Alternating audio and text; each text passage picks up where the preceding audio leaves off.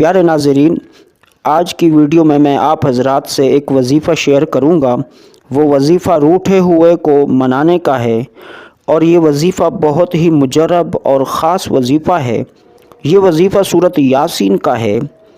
इस वजीफ़े को प्यारे नाज़रीन सिर्फ़ 3 दिन तक करना है।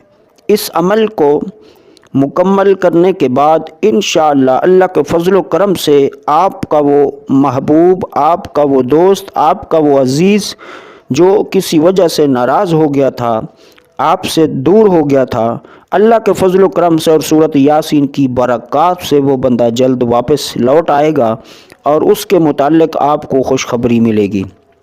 प्यारे नाज़रीन, यही वजीफ़ा अगर मियाँ बीवी एक दूसरे से किसी वजह से नाराज़ हैं, रूठे हुए, उनके दरमियान कुछ रंजिशें पैदा हो गई हैं, तो ये वजीफ़ा वो मियाँ बीवी भी एक दूसरे के लिए कर सकते हैं। अगर बीवी नाराज़ होकर चली गई तो शोहर इसको कर सकता है। अगर शोहर नाराज़ हो गया है तो बीवी इस वजीफ़े को भी कर सकती है। इस वजीफ़े के 2 औकात हैं।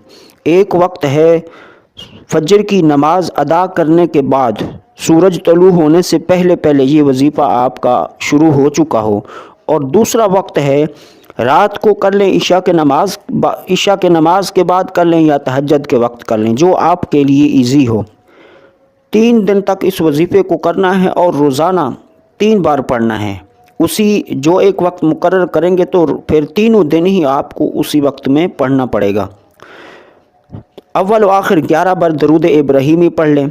फिर आपने एक ही मजलिस में, एक ही वक्त में, यानी जब आप शुरू करेंगे एक ही जगह पर बैठे हुए 3 मरतबा सूरत यासीन को पढ़ेंगे। फिर आखिर में 11 बार दरूद इब्राहीमी पढ़ने के बाद फिर अल्लाह रब्बुल इज़्ज़त की बारगाह में सूरत यासीन का सदका देकर अपने उस मतलूब शख्स के लिए दुआ करनी है कि जो भी शख्स आप से नाराज़ है, आपसे रूठा हुआ है, उसके लिए आपने दुआ करनी है।